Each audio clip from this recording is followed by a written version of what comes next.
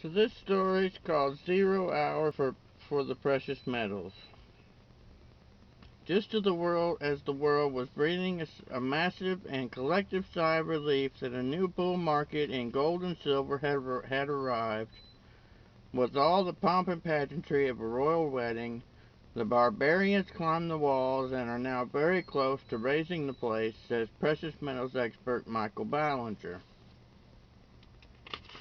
This morning I actually got excited for a split second when the silver's price shot northward to $15.85 an ounce.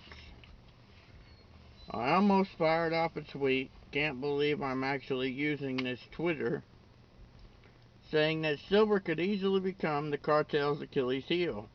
Because silver was creeping up, gold was sliding down, so these criminal cretins just continued to lean on gold down to $12.35 an ounce from $12.62 an ounce.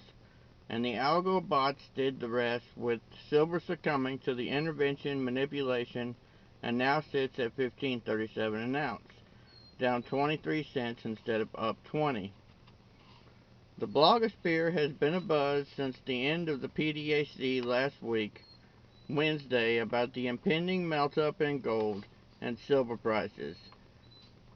And when I read the litany of rationale behind the impetus for the move, excuse me while I shut the door,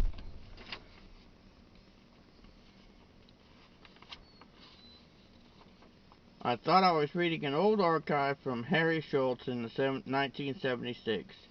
All of the Keynesian diatribe nonsense that gets shoveled in front of us. Schultz in 1970, I just said that. Day in and day out is all designed to deflect attention away from the massive global exercise in currency debasement, and thus far it has been working. Stocks are at 5-week highs, and the Dow is again above 17,000, with the S&P sporting a 20 handle. While Mario Draghi talks about the European Central Bank buying every listed stock on the European bourses, the policy errors coupled with moral hazard has been transformed into policy madness and moral lunacy as the bankers around the planet scurry about trying everything and anything to avoid the ultimate day of reckoning, sovereign insolvency. So in order to create an order of calm and business as usual, the first order of execution is to always take care of that goddamn gold market. So sure enough, after a softish close to the Crimex session, the global geek squad decided to play tap dance through the access market tulips and added another $10 downside between 1:30 and 4 o'clock when the GLD closed for the day. The HUI closed under 170, down 3.37% for the day, and the GDX down 4.3% for the day. But all of these developments have been well telegraphed with this publication, much to the cackling and hissing of the newbie, and quite late, gold bugs who chased the HUI to 182 last week, who are now seriously underwater with tonight's close under 170. I think it's quite conceivable that the HUI trades down from 140 this week, with gold and silver retracting 30 to 50% of the recent up move from 99 to 182 in the HUI, and from 1045 to 1282 in gold.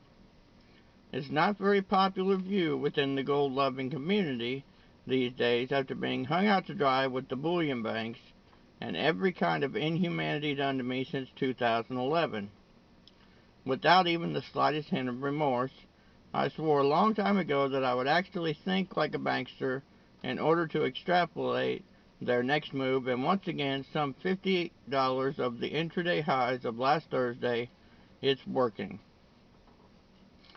I added to my hedges this morning with the GLD April 15, 115 puts, which were $5 out of the money when I bought them, but which are now less than $3. out as of the close. With gold giving up $27 from top to bottom in today's session, silver finally threw in the towel as well. So we can pretty much prepare ourselves for the inevitable humiliation is coming by the way the New York banks and the regulators with eyes wide shut.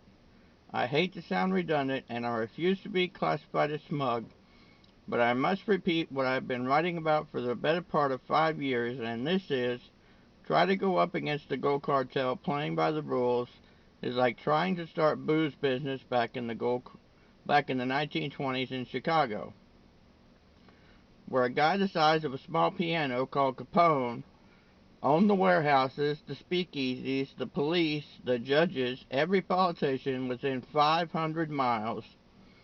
You could, but let's just say your odds of winning were less than enviable.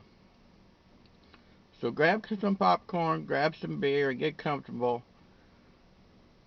in your favorite chair as you're about to witness the second great robbery of the past 6 months as the incarceration insulated bullion banks once again reach into the deep pockets of pension funds, technical funds, private investors, and you, and remove all your money, jewelry, and valuables as surely as Goldman Sachs pay bonuses at year end, and no one can or will do a thing about it. Just to mention, the giveaway ends tomorrow. I'll probably go ahead and let it run till tomorrow night. Then I'll select the winners and I'll let you know on Wednesday or on the next day, on the 18th. Thanks, guys. Please subscribe, like, comment, do whatever.